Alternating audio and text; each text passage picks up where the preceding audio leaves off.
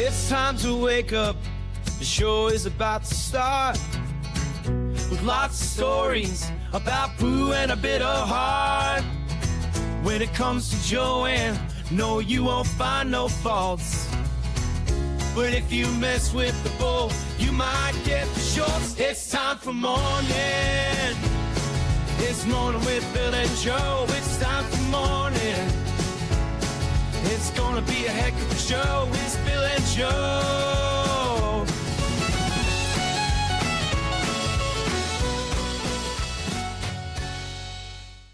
Good morning and welcome to Morning with Bill and Joe. I'm Joe. Joe. Who are ya? I was doing a hybrid between Bill and Joe, which everyone wants to see. Hell, Oh, God. No one it's wants Jill. to see that. I don't know. So what's been going? By the way, I was just looking at my morning news, and I didn't even realize. Talk about an excuse to use a graphic that the SAG Awards were indeed on last night. Did Yes. you catch any of them? Yeah, last night was the SAG Awards. I did watch. I watched. It was on Netflix this year, which I think might have been the first time it was, They're gonna which get was the Super Bowl interesting eventually. because there's still commercials. They've now just added commercials to Netflix, which is frustrating. Yeah. But I watched the red carpet to start, and I'm not sure who these interviewers were. They were great. It made me realize how shitty some of these A-list celebrities are at interviews. And you would think they've done so many that they would throw the interviewer a bone or just be affable or fun. No. Kicking it off strong with Jane Fonda. She was being awarded the Life Achievement Award. Not Lifetime Achievement. They call it the Life Achievement Award, which I think is weird. But the interviewer was asking her what she does for fun when she's on set, has some downtime. And you would think this woman asked Jane Fonda, like, what's your social security number? Or something really personal, like what color underwear are you wearing? The fact that she silenced for like 10 seconds because she's old. She's like, I don't know. What do I do? I don't know. And then the interviewer, to try to save it, is like, you're just being fabulous, aren't you? You don't have to do anything. You just existing is enough. And she's like, well, I didn't say that. You said that. This poor interviewer is just trying to save this moment. And there were a few like that with different people. The interview with not Macaulay Culkin, Kieran Culkin was weird. I mean, he's just strange. He's awkward and He's hit or miss, isn't he? Yeah. Sometimes all I find him speeches charming. and interviews. Yeah, some people kind of think it's Yes. fun or cool. I'm more like, dude, just That's my impression. you're an actor. Act like you're comfortable. Just pretend, man. Like, yeah, it's all weird. We all know it's weird. Just lean into it. The awards itself, Kieran Culkin did win for his role for supporting actor in A Real Pain, which you really enjoyed. I loved it. It's Jesse Eisenberg's film about two cousins on a trip to...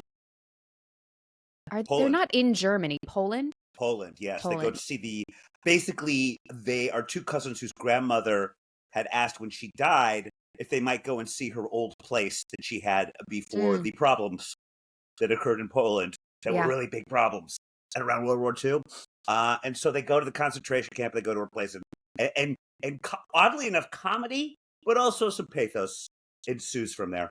Yeah, but also I just love the fact like they've made this journey and then it's kind of a letdown. I don't want to give anything away, but I do love when films... I forgot that you had seen it.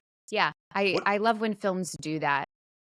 Where it's like, yeah, this is a specific moment in time that we're capturing. We're telling a story, but the story can be so realistic that nothing really happens. You know, like I do enjoy that.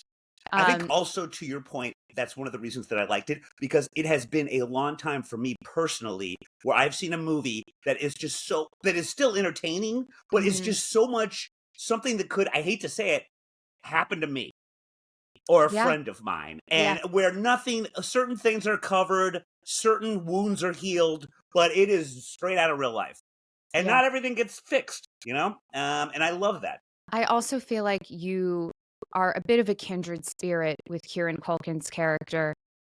He starts off and ends the movie just by sitting in the airport and just watching people. And I I feel thought like you were going to say about how he was a colossal and depressive failure.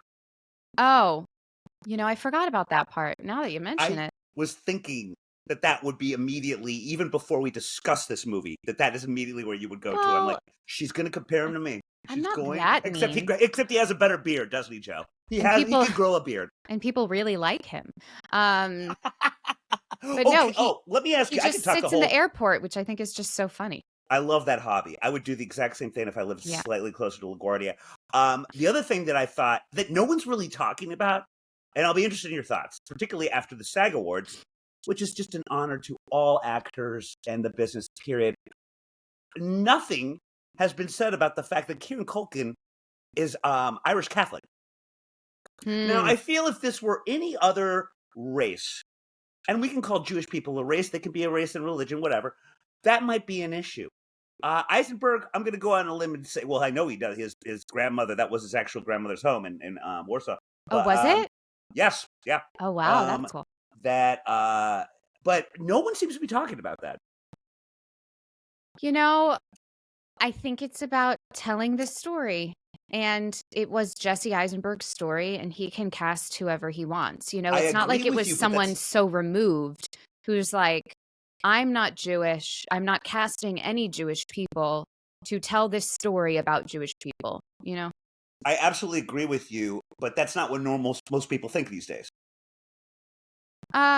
Yeah, sure. He's still, I don't know, he's a white man, so he can still get away with a lot. There it is.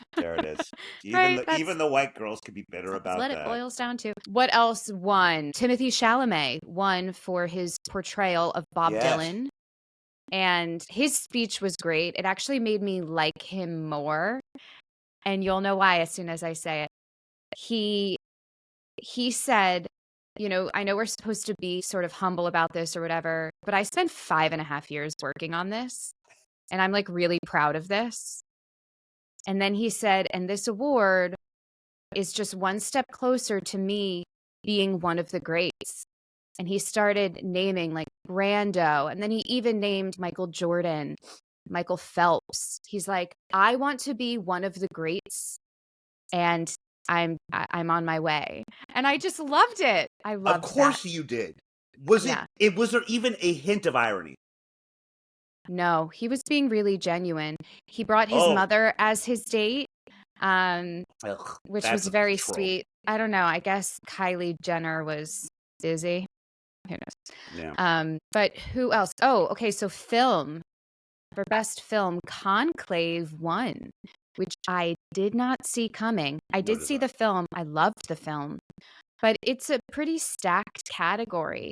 I thought for sure either that Emilia Perez film or Wicked would win. But no, it was Conclave, which I do think was well deserved. Gosh, the end of the movie is a real twist. So if you haven't seen it, I recommend. Yeah.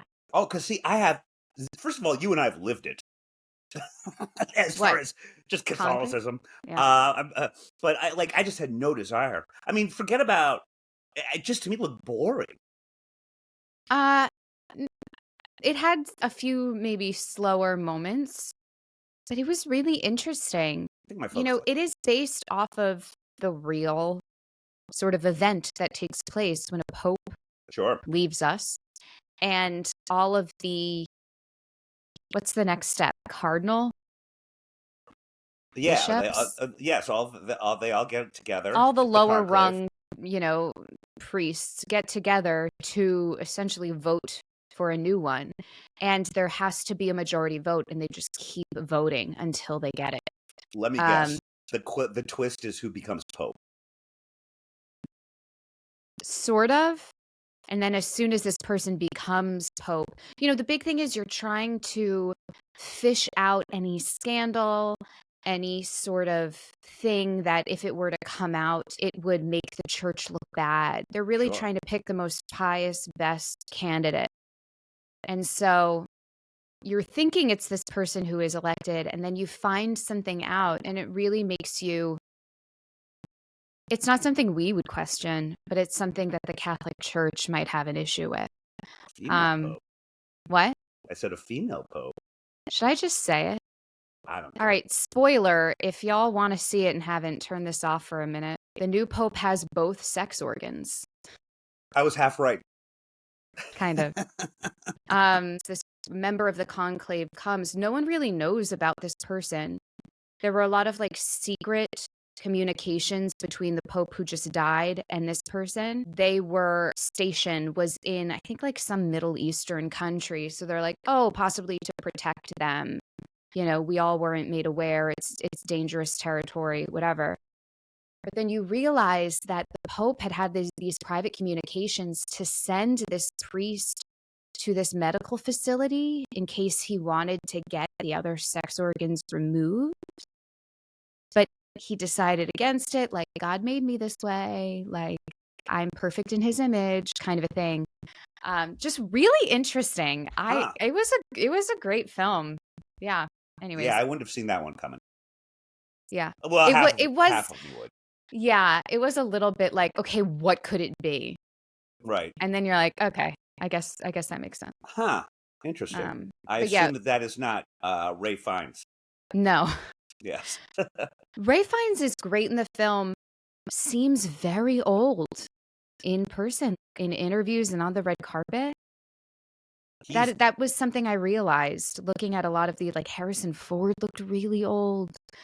I don't know if these films are just using whatever CGI to maybe make them appear a little less so, but professional makeup's a hell of a thing too.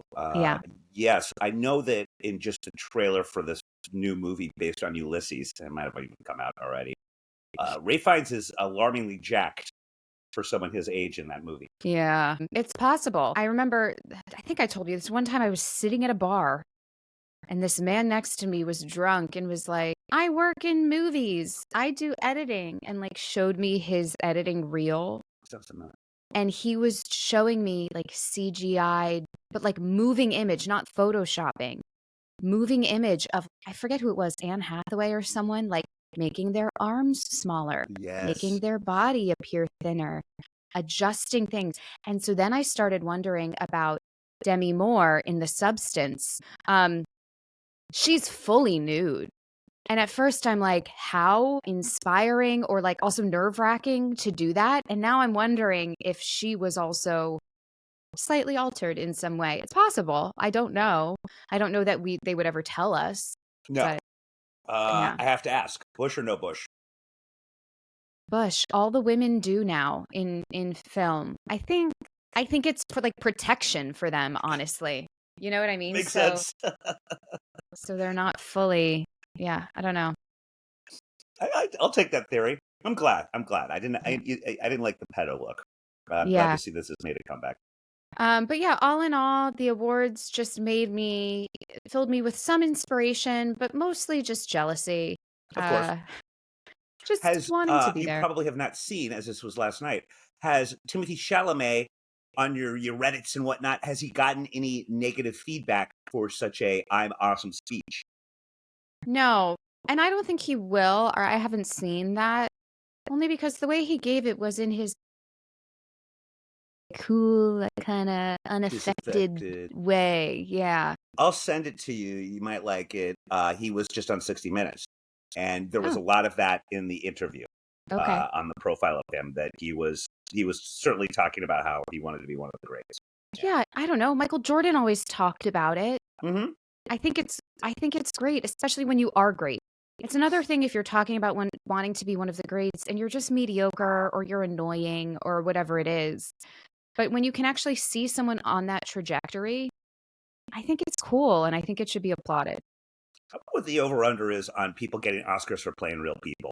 It seems to me like it happens a lot. Oscars or SAGs or whatever.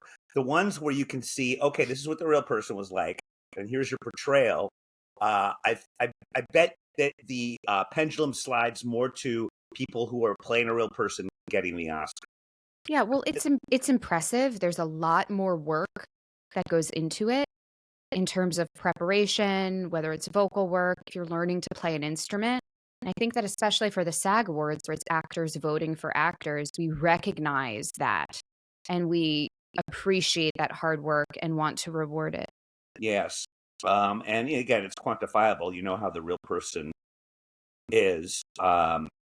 I always certainly like doing it. And what I also hate is the cliche in any actor interview, because I immediately look at that as, you didn't do a good job. It's not like the person where they do the cliche that is, the important thing is you don't want to do a caricature. And that to me is like, oh, you didn't do it. You didn't get him. You didn't sound like Churchill. Yeah. Because I've never got that. I'm like, no, you're supposed to do a caricature. The thing is, there's a film being made about this person because they are a caricature. They are a distinguishable, identifiable character. Mm-hmm. So you have to get those identifiable traits down. I thought that was always just such an obvious cop-out that is not being made fun of enough. But I'm glad. See, as usual, we start things, we start trends.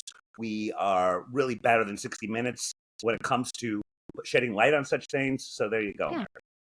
You're welcome, America. So yeah, that was a fun night. What did you do last night? Did you watch? No, I forgot that it was on. You know what I've been doing? I think you might have done this. It's something that you would do because you watch old things that you've seen already. Yeah. Almost like my dad in a weird way. I've been doing a little more of that. As you know, me and my Modern Family. It's my Paxil. I've been rewatching Arrested Development. Oh, yeah. And it's just, I've got a male crush on Jason Bateman. Sure. So this is just only added to the fire. But I'm still only, I might be in season 2 now, but they're all available on Netflix, and you don't even need to fast forward the commercials. I'm so lazy and old. Yeah. Like every time I'm like, oh, here we go. Like, I'm hearing Ron Howard's voice. I'm like, hey, get ready to go to a commercial. He's doing his voiceover. And then it's just there. It's the next scene. And I like that too. I also forget Emerson alumni, by the way. Oh my God, brain fart. David Cross. Oh yeah. David Cross is, you forget, I mean, he a lot of times is just stealing the show. He's really so funny. He is so good. And not only did he go to Emerson, Joe, but I don't know if you remember this. This might have been before your time. But when Gawker was big, they would do constant, and I think I found this out after the fact, but they would do constant updates of this guy that looked exactly like David Cross. Just exactly, and sounds like him, and he was going around pretending he was David Cross in New York. Oh wow! Getting into more and more little trouble and stuff, like with women and things like that. I met him.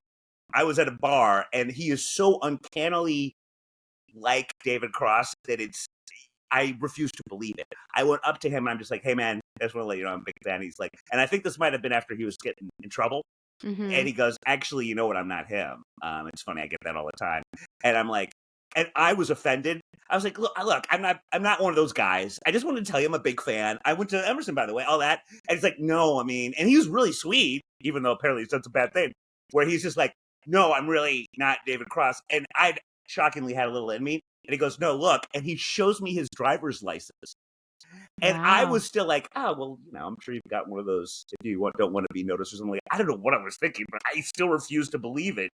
And I think we agreed to disagree. And then I later learned about all these Gawker articles. I'm like, oh shit, that was him. That was the guy. I like to imagine that. This was going on and on. This guy is like, how can I get this man to leave me alone? Yes, 1,000%. I need to show him my license. I was not a hot girl, so he wasn't having it. Yeah. In fact, if anything, I was preventing him from hitting on more hot girls because I was annoying him. I think it was like Alligator Lounge or something. It was like one of those cool, sort of punky Lower East Side bars that like he had been seen at a lot. Like he lived around there. Like, it was all that area too. It made me think of the Blue Man Group episode. Yes. Where he's leaving blue all over the home. And then your story about men in the Blue Men Group, Yes. leaving a little bit of flu on them when they go out. So women can be like, oh, what do you do? Well, I'm in the Blue Men Group. Truly, so much of that is an established thing that when the young understudies of Blue Man are brought into the troupe, the older ones take them under the wing Nice. and take them out to show them the trick. Yeah. And it's always behind the ear. Just a Well, little, because you don't want to hurt the moneymaker, right, Joe? You still want them to be attracted, be like, oh sure. my gosh, they're bald in blue, and yet in real life they are gorgeous. You want them to know all that and not be distracted. She just put it right over Well, here. I thought of that earlier this week because I've been watching on TikTok the actresses Mary Kate Morrissey. She plays Elphaba in Wicked on Broadway. Sure. Oh, in Broadway, gotcha. And so she talks to like the camera. She's talking to viewers and she talks about the role. And oftentimes she's like removing her makeup. She's in her dressing room sharing what the experience is like. Well, she was sharing an experience like doing a day in my life, and she had auditions because her contract is up. She's going to be leaving the show and is looking for other work. Sure. So she was going to auditions and she shows herself like getting ready and in a practice room, and she has green from the day before. She has green makeup that's like still on her neck. And it's so obvious that I'm like, girl, you could have removed that. But I think you wanted people to know. 1,000%. I'm currently playing Elphaba, Like, how would Andy Serkis hit on women back when he would only do CGI characters? You gotta give them something at the place you're at to let them know what you do without being, well, I know you didn't ask, but I play a lot of apes. And I'm also in Lord of the Rings. Like, you can't do that. Yeah. You gotta give them something to work with, something to ask a question about. Very much harder with CGI than paint, but still, you have to figure it out if you want to get laid. Well, you know what people are going to be asking a lot about? My most recent craft that I made for Mardi Gras. I'll insert graphics here. You're clearly not carry-on at this point with all this stuff. No, my carry-on will be full of costumes, and that's it. Okay. Remember how we got to do the NOLA graphic as well. I'm gonna insert it all, Bill. Okay, good. It's all going up. When's the next time we're gonna use it? The last time we used it was for my 30th birthday, almost 5 years ago. I have it in the email. Over 5 years ago. Oh my God, how old am I? I forgot I'm not 35 anymore. Okay, so remember how I wanted to be an alligator? I'm going to this party. So now alligator has turned into alligator at a rave. Is my costume. Okay, are you ready? Okay. I have to turn it on. Okay. I'm liking this already, actually. I like some bells and whistles. What in the holy fuck? I mean, how great is this? I mean, look at how creative I am. But there's an alligator, and then this lights up, and there's different settings. So if we want, it can just stay on. Did you make the thing that the alligator is on? No. Well, I did glue a piece of cardboard onto the headband so it would have some place to adhere to. And then all this green stuff, it came and it was actually like pigtails. They were just like long tubes, but I hated that. So I was like, let me make it more of like a headpiece. And I just like twisted it around. It's sort of Medusa-like. But yeah, so there you have it, you guys. Look at my crafting. What is the bottom half going to look like? A little slutty. It's supposed to be a little slutty, this party. So I have like a fishnetty, sparkly top to kind of resemble scales or like, the skin of an alligator. Like a little black tube top. And then I have metallic green jogger pants. And then I'm going to wear black boots. So yeah, very excited. I'm impressed. Thank you but so I got to much. tell you, first of all, I don't think I need to tell you, you got to bring extra batteries. I mean, there are long nights in New Orleans. That thing's going down soon. Oh, yeah, that's fine. I just need to be able to take one picture and I'll be satisfied. But yeah, so the trip is coming up. In fact, next week, our episode may be a pre-tape. Yes. Because I don't want to work on vacation. Speaking of the pre-tape, I don't want to get people super jealous, but I do have laundry in my own building. Shall we end this first one so that I can go put the wash into the dry? Yes. And let me just do a quick More You Joe before you do.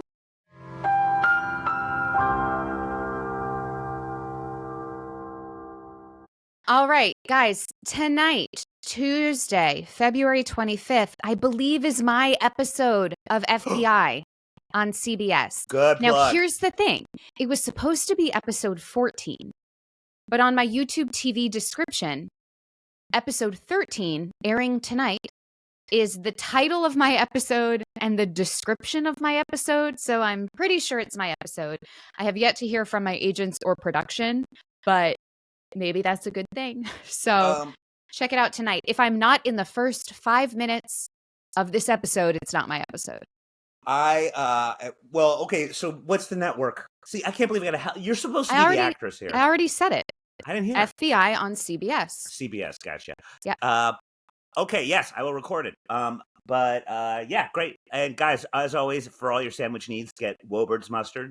They offer a lot more than that. Per my hat, if you're just listening, it's an amazing chef's hat with Wobur's on it. And also, since we never get to it, I will also plug another amazing graphic that I sent you.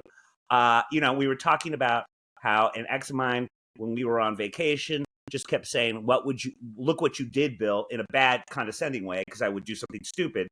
And then a friend of mine, maybe Ann Coulter, had this stitched onto a pillow.